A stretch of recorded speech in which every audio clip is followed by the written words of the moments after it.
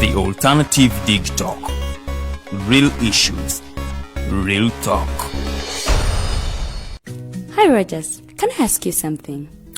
Shoot. What does corruption mean? Well, summarily, corruption is abuse of public power for personal gain or for the benefit of a group to which one owes allegiance. For example, when a public office is abused by an official accepting or soliciting a bribe. By the way, private people can be corrupt too, like bribing police officers to escape fines. Okay.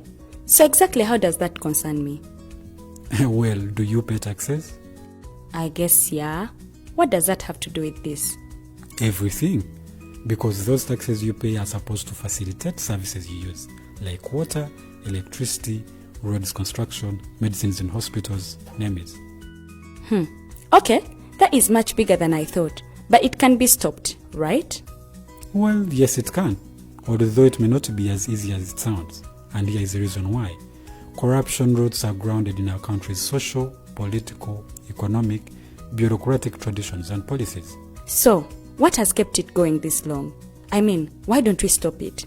Well, the main reason why it has been here for so long is because institutions are weak, either as a result of poorly defined ethical standards of public service, weak administrative and financial systems, or ineffective watchdog agencies. What can we do to stop it? At a national level, we must focus on strengthening the independence and effectiveness of public institutions that fight corruption. At a personal level, we must commit to never giving a bribe. I promise I'll never give a bribe. Well, that's a great decision you have made. Me and you now have to spread this message to all our friends. If we all do our part, corruption will be no more. This message is brought to you by Alternative Digital. Fellow citizens, following the sequence of events, Uganda seems to be at political crossroads.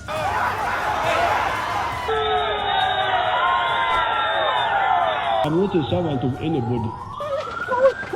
Madam, I know the law.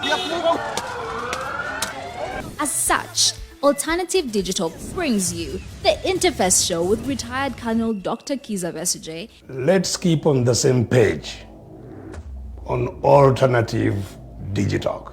As he gives you the alternatives on the transition question, rule of law, human rights and freedom, youth inclusion in governance, economic stagnation, as he confirms. I'll be always here Saturday from 10 a.m.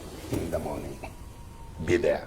Don't miss the live discussion on the Alternative Uganda, Digital TV Facebook pages, and the Alternative Uganda YouTube channel.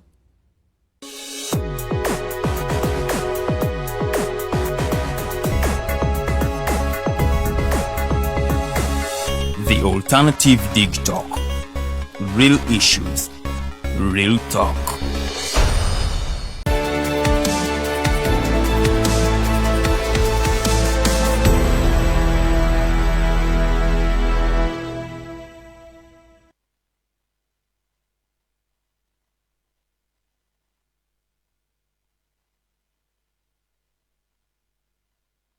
Our viewers, good evening to you all from East Africa, Kampala City in Uganda in particular.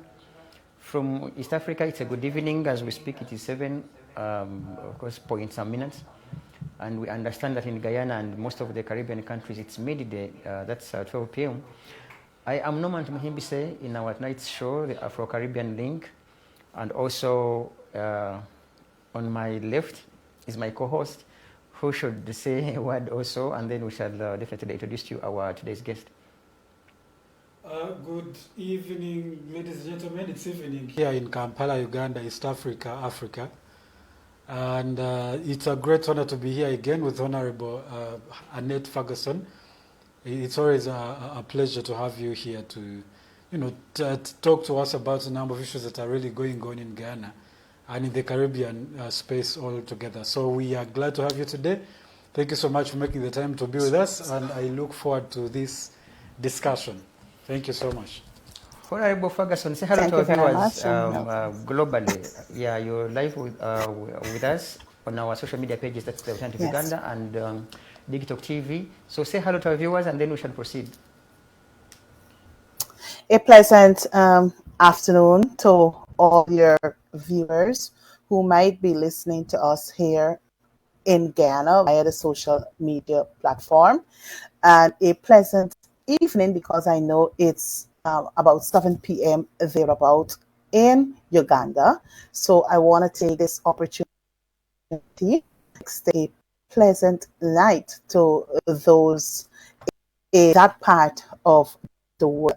I'm indeed to be here once again on African Link, um, that is digital information, where I can share with your wonderful viewers and listeners what is actually happening here in our beautiful land called Guyana. You know, Guyana, it is an Amerindian word, and it means a land of many, many waters. So it's a beautiful place to be, and I trust that some good day, you two goodly gentlemen will pay us a bit on or in this part of the world, you know, South America. That is where Guyana is, and it is the only English speaking country in South America. So once again, I'm indeed honored and privileged to be on your program to share once again with our wonderful viewers and listeners. Thank you very much. A country with many waters, and I'm like, okay, what about the floods? Because if you know, in Africa here, in particular in Uganda, there is a country where you say that water is life unless you don't stay in that space.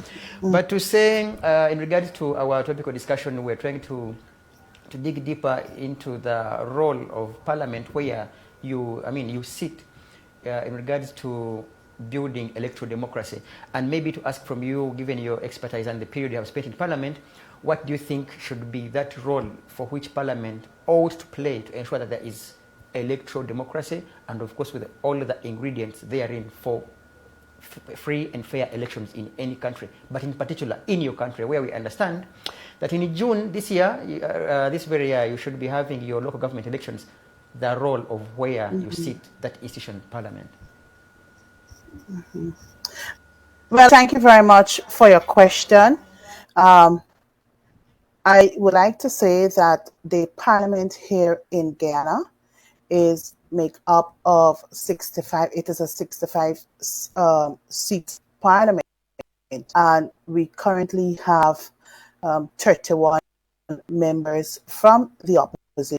The government, there is a joiner member from a group of small parties. They have one member, that makes it 32, and the government has 3 members on its side. So as it is right now, the government has a majority in the National Assembly. The National Assembly is, or there's a distinction. The Parliament is whenever the President of the Cooperative Republic of Guyana meets. Once he sits, then we say that is Parliament. But the 65 members, and if we have like parliamentary secretary, that is called the National Assembly. So what basically happens, it is the National Assembly, the 65 members, who has the responsibility of enacting laws, that is bills, whether for electoral process, whether for social issues, whether for sectorial matters, and bills have to be crafted into law. Bills have to be put into law. The first gap is that of the National Assembly. So when it gets to the National Assembly, this is where all 6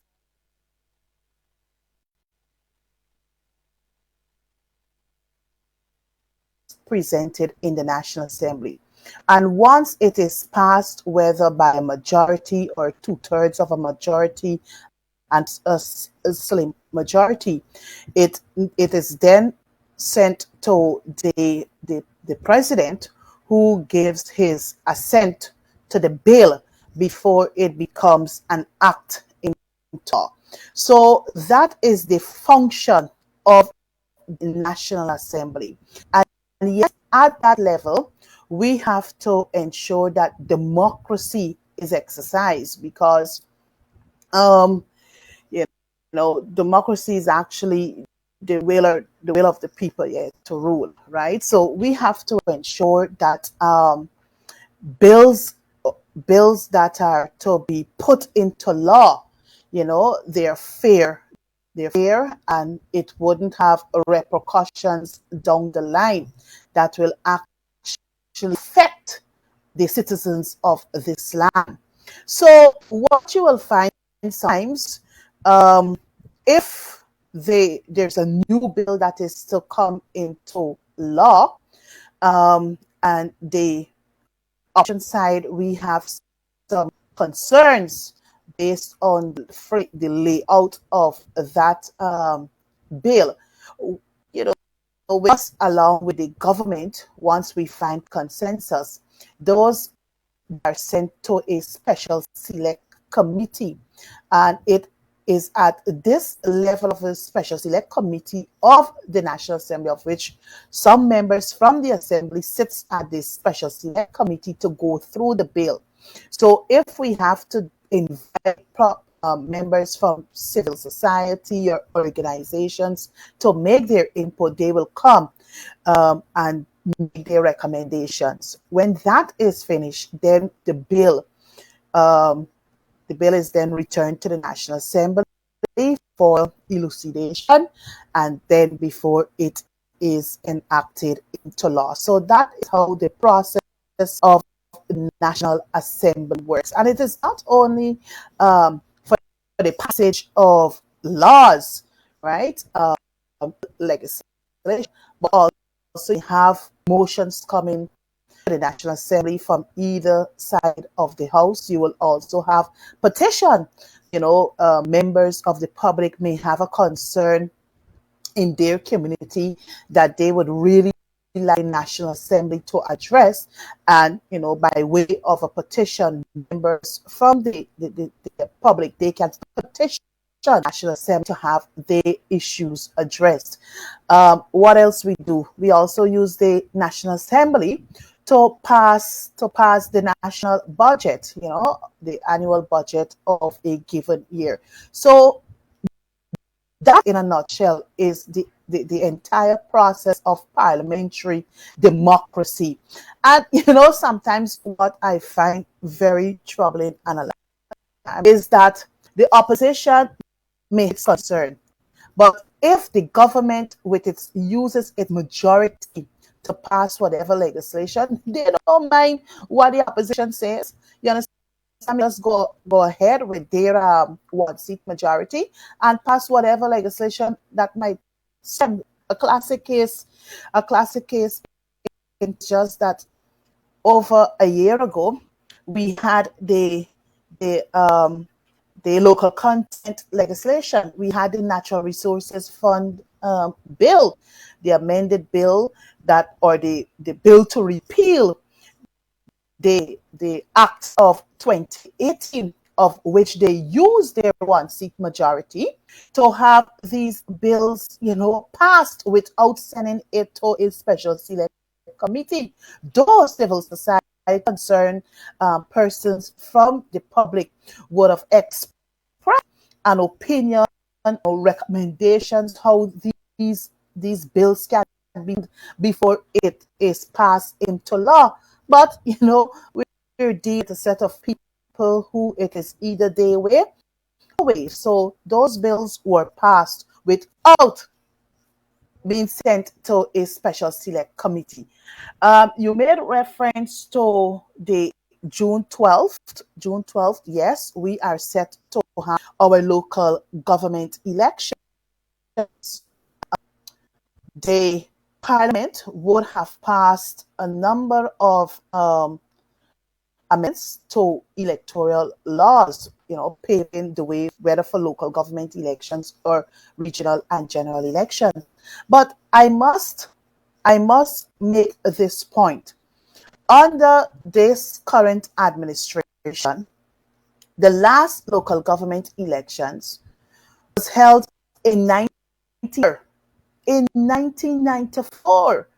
So when the government changed in 20, because to our laws, according to our laws, each 4 years, right, we must have local government elections, right? So after 1994, the next elections were due in 1997. But because of the dynamics being played out during that period, the then government, they made a lot of issues about the laws we had then. So what the then opposition along with the government did is that they would have had a number of consultations held where amendments to the electoral laws were made.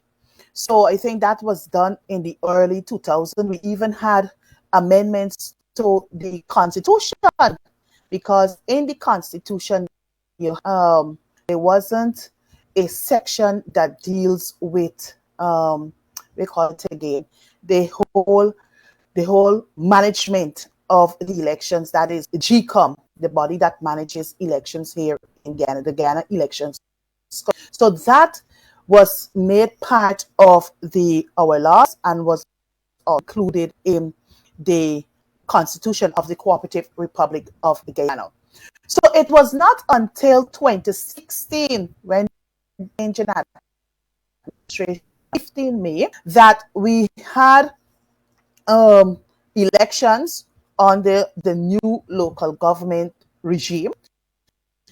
We went to the polls, persons in their local areas. We have NDCs, which is Neighborhood Democratic Councils, and we also have the municipality district. Once you have towns, once areas have been designated as township, they would have the body that manages township.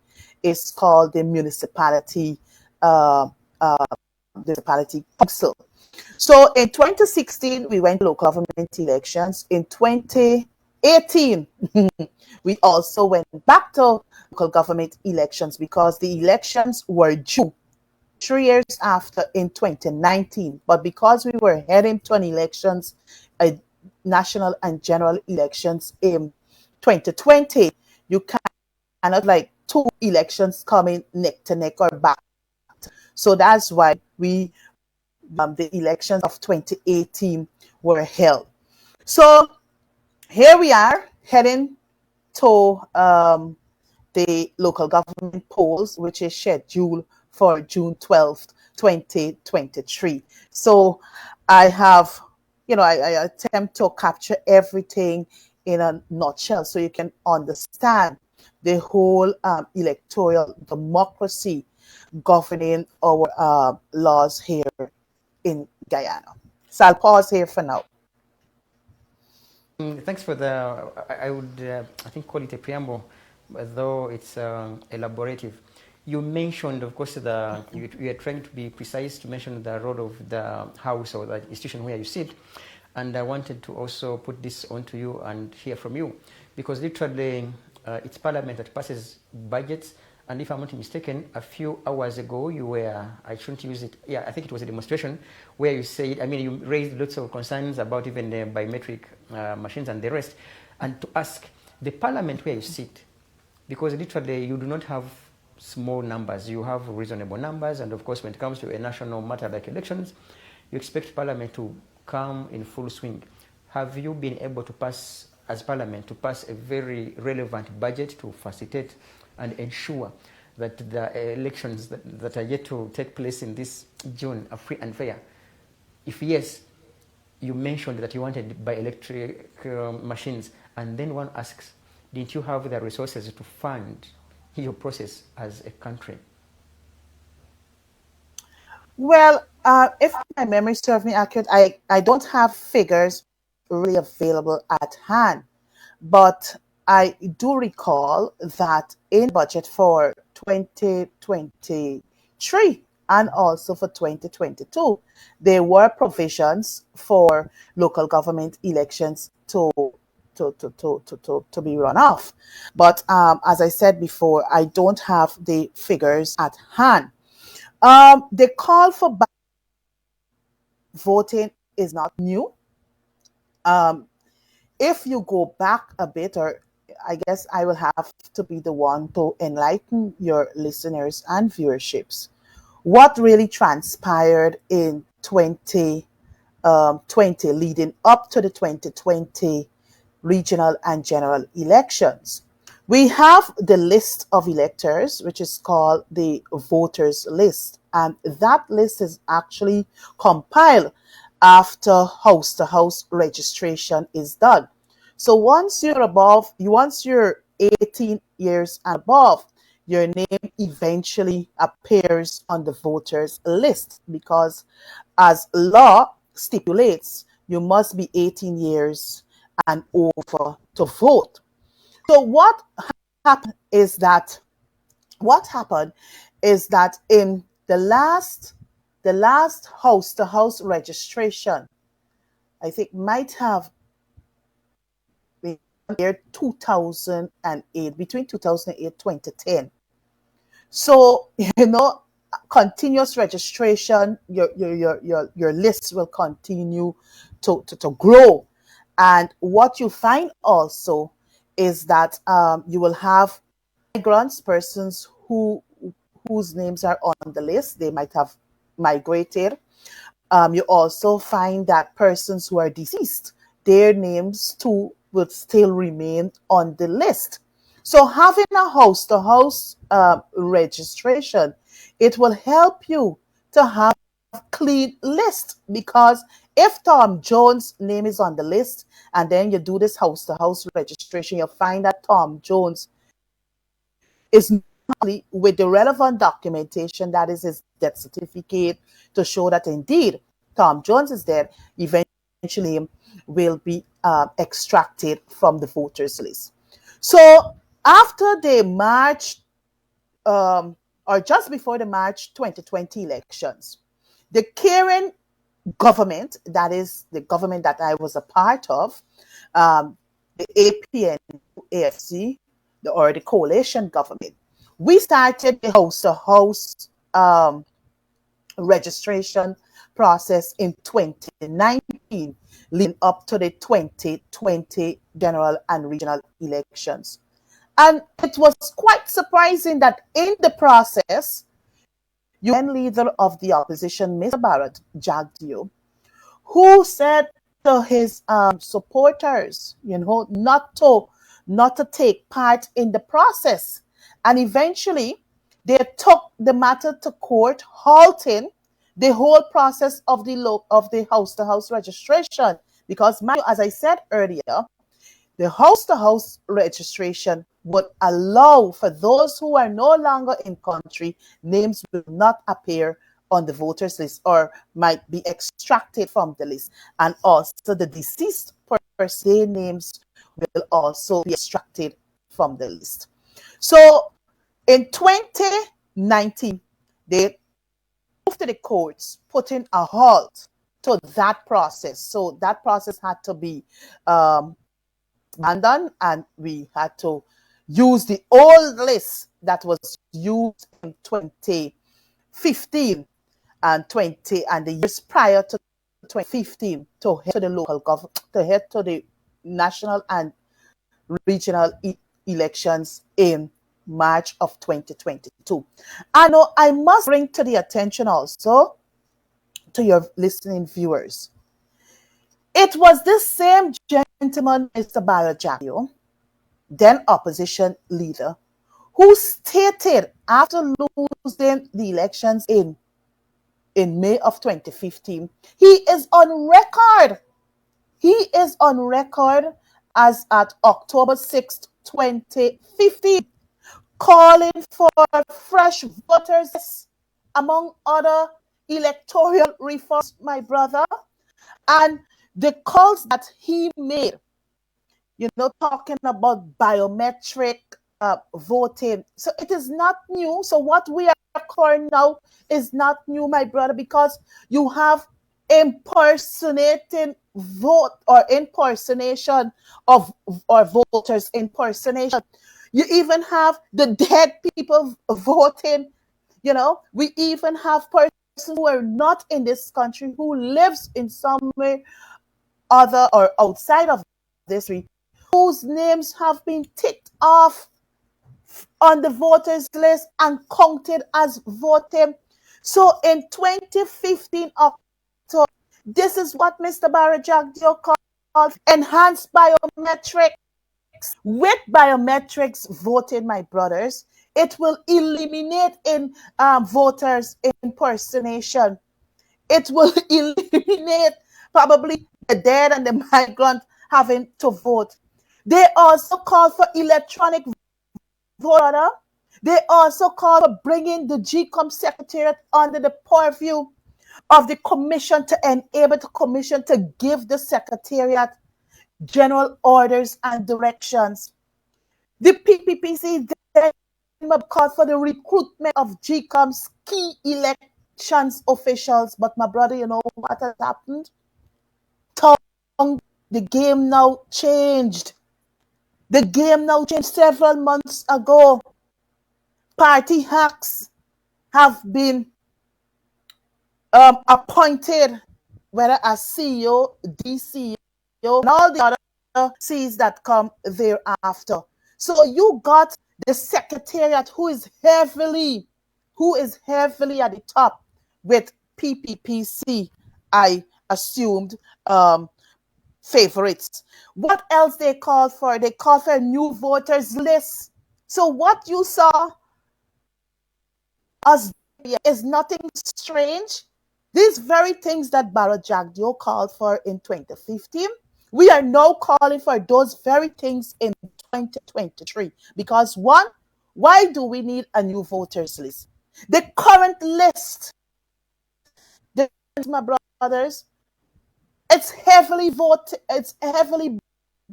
How can you have a population of 750,000 and your voters list is 600 and something thousand, 660,000? That was the list as at the 2020 March regional and general. 660,000. That should tell us something, my brother.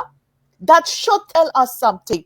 Also, they asked for a review of the process that allows for voting by discipline services. They also asked for the amendment to relevant sections of the ROPA Act. What is the ROPA Act?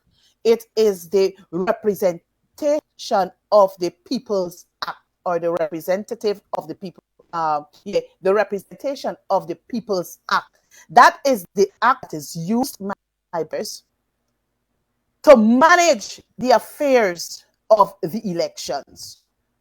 How nominations got to be done, how the ballots them to be prepared, how the polling stations got to be staffed. That is the act that gives guidance and procedure as to how the elections ought to be executed. Right? What else they call for? They also call for the selection of a new chairman. So biometrics are very, very important to this entire process, since it will allow for the elimination of impersonation. Thank you so much. Thank you so much for that clarity. I do not know a population of 700,000 people. And then voters. 660,000 are voters. It feels like all of you guys don't have children or something like that. So that's even funny to say this. But I wanted to ask one particular question. You in 2015, you mentioned that Jagdio, who is now refusing your proposals, actually proposed that biometric system. And I want to assume that at the time when you guys were in government, you did probably not see it as an issue. Why do you think it wasn't an issue then and it should be an issue now? It is not that we didn't see it as an issue then and now seeing it as an issue. I will disagree with you in that regard, because I recall whilst we were in government, you know, the minister who had responsibility for local government, for local government and regional development, that's my colleague Ronald Bolkan.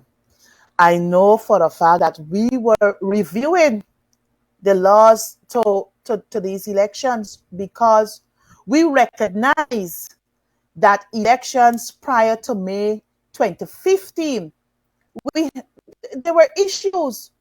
We had issues with 2011 elections. We had issues with the 2006 elections. So the government that I served under were indeed going to review those the elections and see the laws governing the elections and see exactly how we can strengthen the whole electoral process that will ensure that electoral is the of the day. So that was high on our agenda, you know, but time did not permit us to do what we really had wanted to set out to do. Because mind you, it is good to remind your listeners and viewers, we only had our election cycle is every 5 years. So the coalition only had 3 years, practically 3 years in those 5 years to do a number of things which we could not have because, as I said before, you know, we had the issue with the no confidence motion that came in 2018. So a lot of things had to be put on hold because of that no confidence motion. We could not operate the way we really wanted to operate as a government that is, you know, there for its full 5 years period. So it is not a case whereby the coalition government never had an interest in reviewing our electoral laws. It was always on our agenda to do so. Because our whole issue today is about what the parliament as an institution does in the promotion of electoral democracy.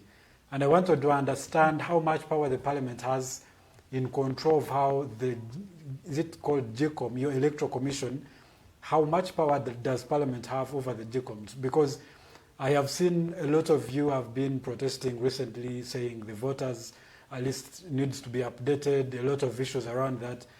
But you are the people who are in parliament, so does parliament have control over that electoral commission body? And if it does, why are you not doing something about the reforms to make sure that the voters list is updated? Well, my brother, I will put it this way. We have three arms of government. We have the executive, which is president and his ministers of government. We also have the judiciary, which really ensure that the laws are complied with. And we also have the legislative branch. That is the branch that I am a part of. So we're the legislator. We make laws. When the formation of the election laws were made, and it is for GCOM who now has to ensure that based on the laws that Parliament passed, they have to comply with those laws. And mind you, GCOM is independent. So all the arms that I've just for these are independent arms, right? You shouldn't have political interference, but that's a separate topic for discussion. So what happens if GCOM recognizes that they have a particular issue with some component of the electoral laws? By right, they have to bring it to the attention. They have we call it, they might have a lawyer, attorney at law, who is assigned to the Commission's Secretariat and will be reviewing the laws constantly. So once there's an issue with a particular section of the electoral laws, some proposals got to be made to the Ministry of Legal Affairs, because that is the body that has responsibility for bringing all the bills to the National Assembly, to draft the legislation and all manner of things, ensure that the correct legal jargons are contained in the laws, right? So once that is done, then it is now, after the consultation process amongst every other thing between the body and also the technical staff at Ministry of Legal Affairs.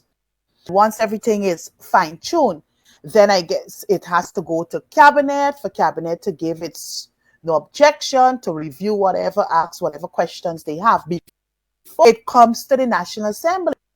So when it comes to the National Assembly, and the Minister responsibility for legal affairs, he would say that, well, look, this bill, whether Roper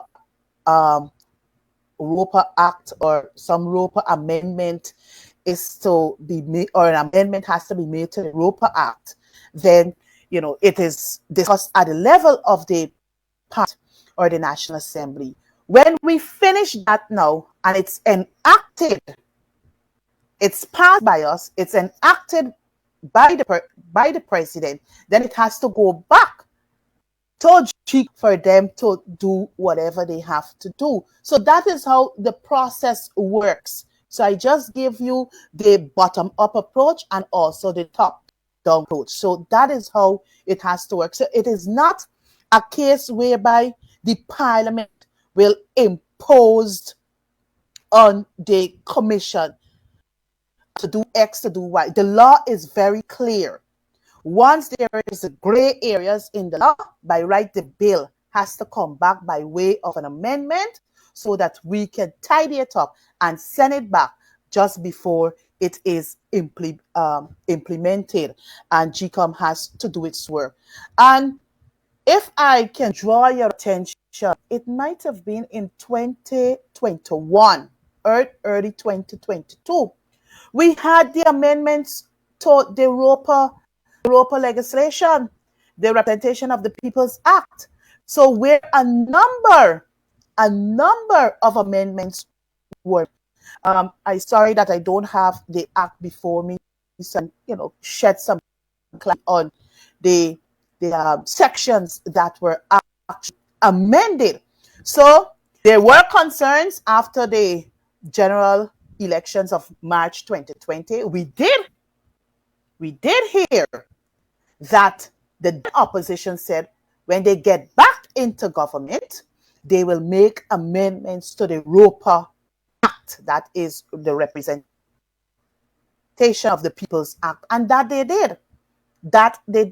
So the act came to the National Assembly, we debated it with the amendments, and that is now law.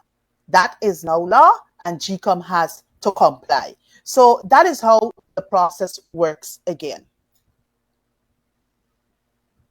Of course, we can't thank you enough. Now, what is very specific is to find out from you, you were a candidate in the previous elections where you became MP, but then you did not use the biometric machines in your electoral process. What convinced you to believe that you could now have it? Because if you could not have it in the general, literally in stronger elections, what convinced you that you could now have them in these local government elections? But also ask, you were in government as you people passed, you were in parliament as parliament passed the budget.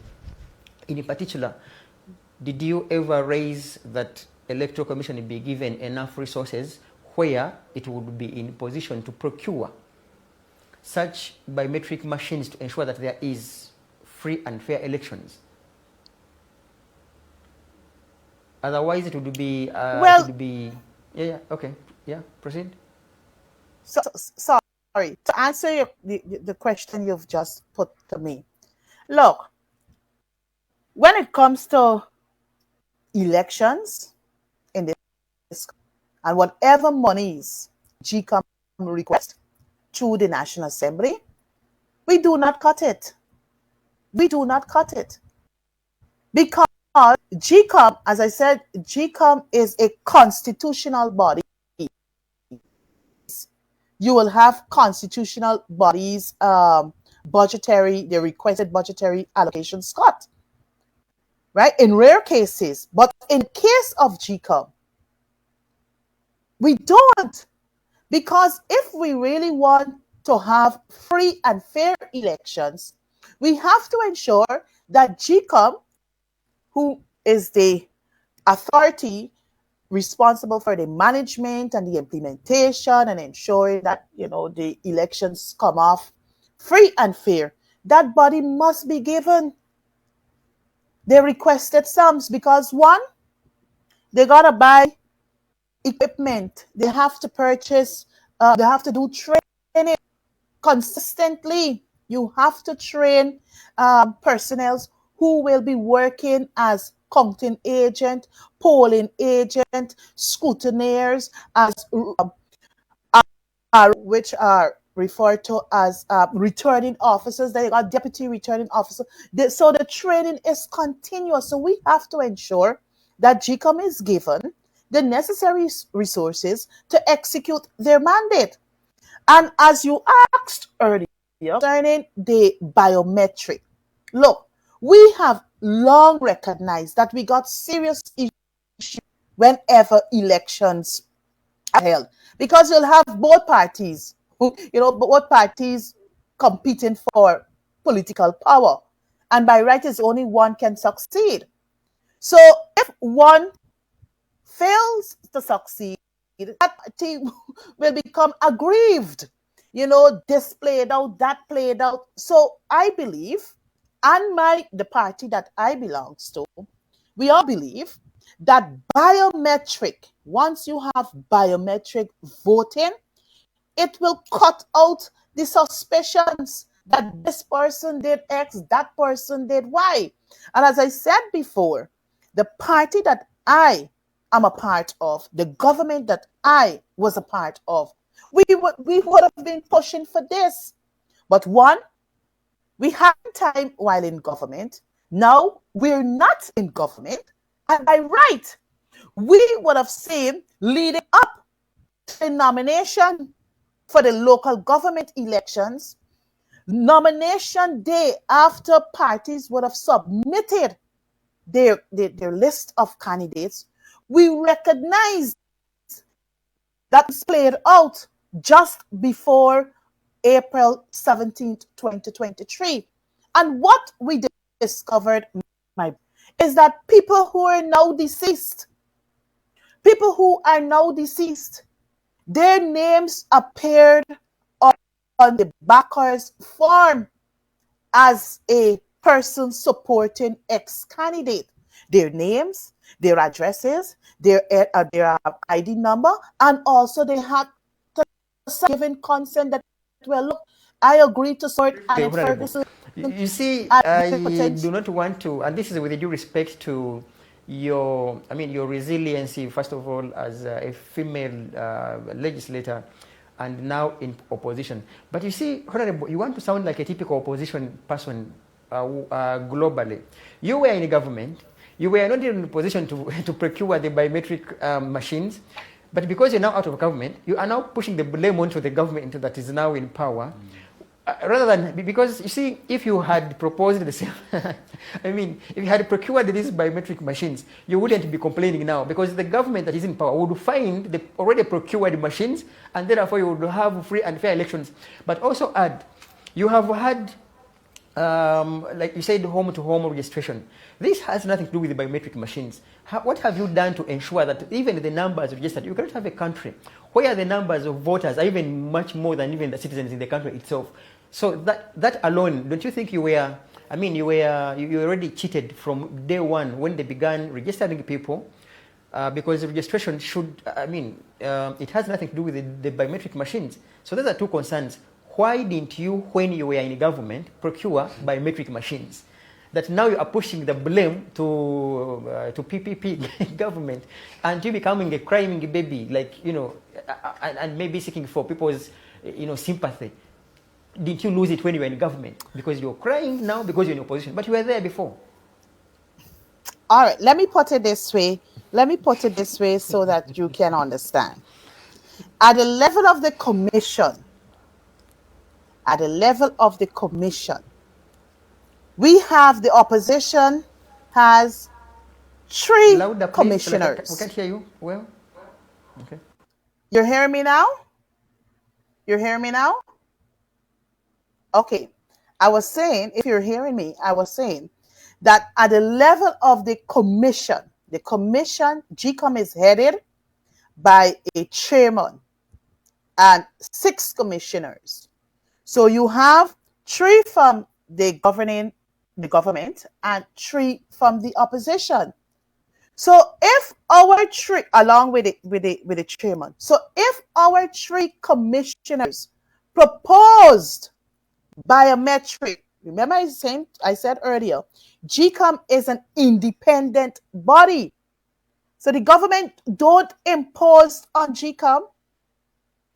The government don't impose on GCOM. It ought not to be that way. So you allow GCOM to man their own affairs. At the level of the commission, our commissioners, I know for a fact that our commissioners, Commissioner Vincent Alexander, Commissioner Charles Corbin, and Commissioner Mr. Desmond Trotman, they have been pushing for biometric. They have been pushing for biometric, my brothers. But you have the 3 government commissioners along with the chairman. Once it goes to a vote, 4 will outnumber the 3. So it will get nowhere. It will get nowhere because there was a deadlock. You had 4 saying no and 3 saying yes. Where that leaves us, my brother. So if the commissioners can have a consensus, can recognize that there is indeed major issues at every elections, and the best way out is for us to have this mechanism in place. Well, they cannot agree. The 6, along with the chairman, if the 3 agree, there's no need for the chairman to vote. If the 6 agree, yes, well, automatically, if the chairman wants to add her voice, she too can say yes. So you have all 7 at the level of the commission agreeing to biometric. But if there is no consensus, if there is no agreement, we cannot go past that. But all that we will have to do, and this is what we are doing, is advocating, showing the government why we need to go this route. Why we need to go this route, my brother?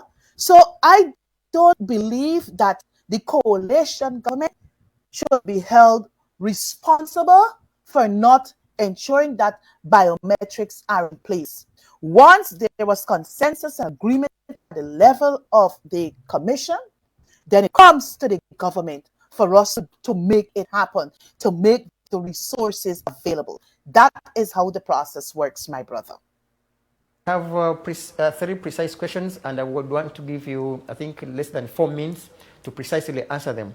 First of all, you are trying to dodge my question. You were in government. You are saying you had, I mean, your laws is saying you have 6 commissioners, 3 from opposition, 3 from government, and their overall boss, making it 7. Therefore, if it's a matter of voting, it's 4-3. When you were in government, what did you do, or what didn't you do to ensure that you also manipulated the system and you have the 4 votes out of 3, and you ensure that you have the biometric machines? I think let's clear that. And then I will take you to my last 2. My last 2, I don't want the other one to sound like a leading question that might require a yes and a no as answers. But to say, do you suggest that the process, because where you have voters more than citizens in the country, you have dead bodies appear on the voter list, do you seem to suggest that the process is already manipulated? If your answer is yes, then why are you participating? If your answer is no, do you expect different results? And then I will cross to my co-host and we call it a day. Those three. Thank you very much. Regarding your first question, look, it is people you're dealing with. It is people you're dealing with. That's one. When the chairman of GCOM was appointed by the then president, according to the laws of our country, there must be consultation between the president and the leader of the opposition. So we had that process in 2019 where the Honorable Retired Justice Claudette Singh was appointed after the consultation by the two major players, and she was appointed. Now, how am I or my party to read the mind of Claudette Singh, who is chairperson? So if the government, because we were in government then, so if our three commissioners recommended to the commission that, well, look, let's go biometric. And if Claudette had voted with our three commissioners, we would have gone clear, my brothers. We would have gone clear to ensuring that the coalition government implement biometric voting. But because it was the other way around, where she supported the opposition three commissioners with her casting vote, we can't get nowhere. So again, it's human factor we're dealing with here. I can't read Claudette Singh's mind. Neither my party can read Claudette Singh's mind. So I hope I've made myself clear with this particular issue is concerned. So in a case whereby the blame should go wholly and solely at the feet of the coalition government, the commission is an independent commission. And if they want to see that Guyana's free and fair elections, they will do everything human possible to make it happen. But again, as I said, it's the human element we're dealing with. Your last question, as it relates to whether I see the upcoming local government elections being manipulated. My question is yes. My question is yes, my brothers. Why am I saying yes? I am saying yes because of what we discovered on nomination day, where you had persons, dead persons, names appearing on the list as backers for a particular candidate or candidates. We found it in Region 5, my brother. We found it in certain part, Region 4 here. My colleague who was on your program several weeks ago, she's from Mocha on the east bank of Demerara. They were able to find dead people, even persons who are incapacitated, who are bedridden, who can't even write. Who can't write but use it on certain documents, signature torn up for them, my brother. What do you say to that? So I am saying to you that the process for the local government of 2023 in Guyana has already been manipulated. You asked whether we will be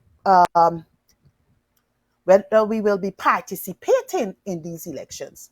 I think, by all fairness to the leader of the party that I'm a part of, the People's National Congress Reform, and also him being the leader of the opposition, he would have stated clearly the reason for his party or our party heading to the poll, right? And we are in readiness. I guess based on all the complaints that were made to the police and also to the ROs, to our commissioners at the level of Jacob, the mission is well aware that we have concerns. If you're to ask me what the party intends to do, I will say here and say it now. I guess the party will take the appropriate actions that needs to be taken. I am in no authority to say to you and our listeners what actions will be taken. I think the best person to provide such a response will be the leader of the People's National Congress Reform and the leader of the opposition, Mr. Aubrey Compton Norton. Thank you very much. Do not know whether you should even add you more. I mean, I have over 1,000 questions because some of them you try to avoid them, but I will question my co-host and you could say, I mean, you could, if he has a question and you could precisely use like 2 or so minutes and then shall leave here and of course wait for our crying opposition come June after they have rigged or otherwise the elections. Yes, Rogers. No, mine is, we are concluding this discussion. Now I want to understand, because you seem to already have made up minds of the unfairness of the elections that have not even happened 2 months before it happened. You seem to feel like it won't be fair anyway. So are you ready to participate? Because there has been no communication as to the avoidance or boycotting of the elections. Are you ready to participate, to challenge the government?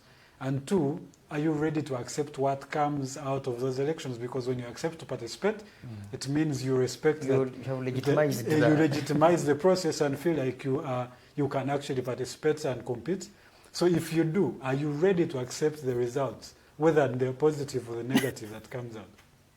And then after that, you can say concluding remarks and we call it a day. Okay, thank you very much, gentlemen.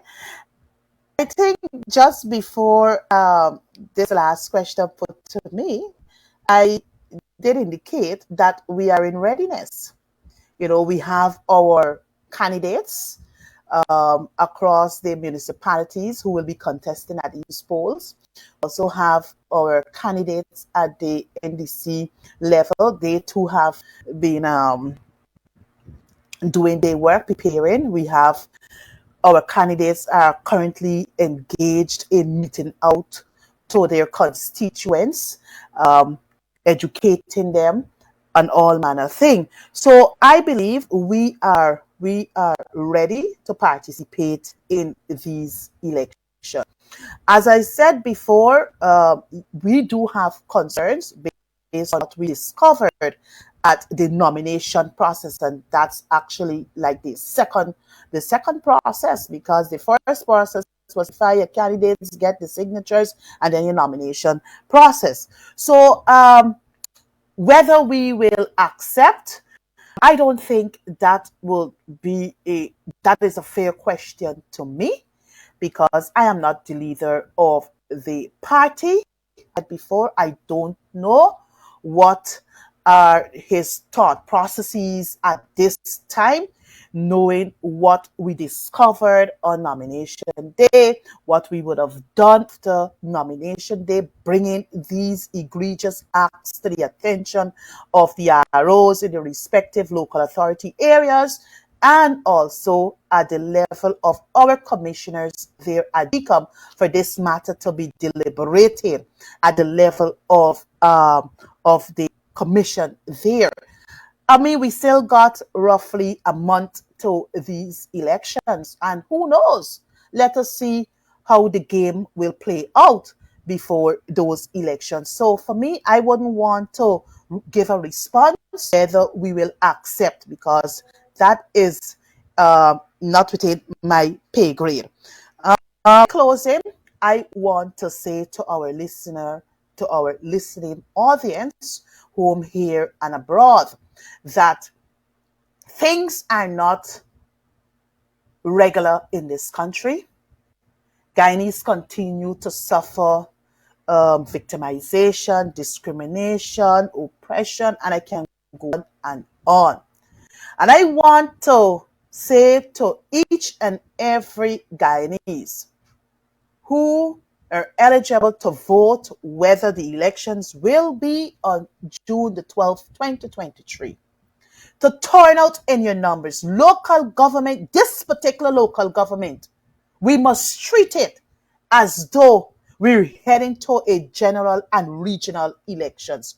Because the gentleman who sits in the seat as vice president, though he's not vice president, is on record saying that they will take the municipalities controlled by the APNU/PNC.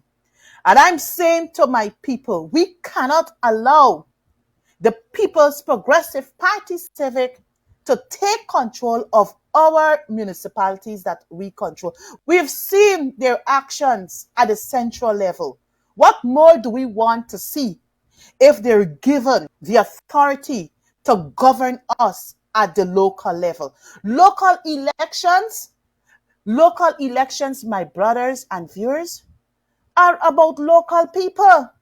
What affects them at the local level? Drains, flooded drains, clogged drains, bad, unkept parapets, no proper deplorable roads, no proper street lights installed, untidy garbage not collected in a timely manner.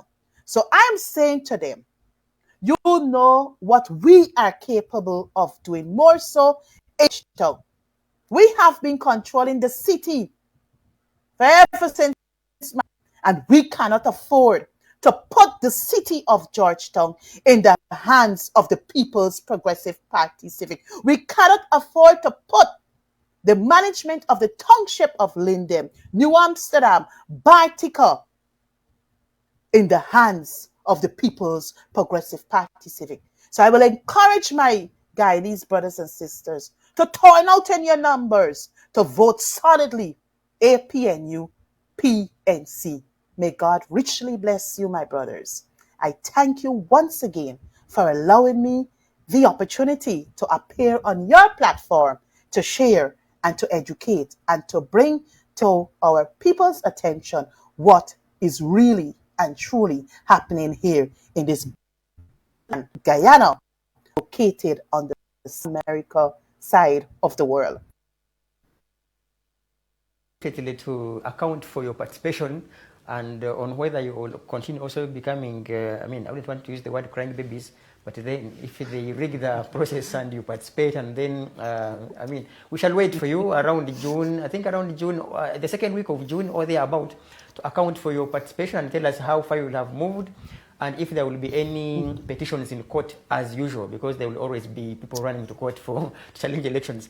Let us wish you a blessed day that side, and also wish Africans, a good evening, and to other countries where it's a good morning. May you enjoy your morning, evening, and night. For God and my country, Kampala here, East Africa, in Africa is where we are.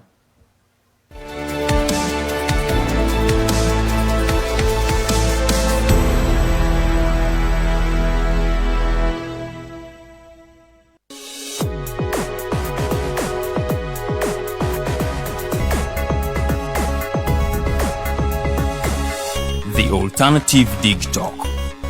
Real issues, real talk.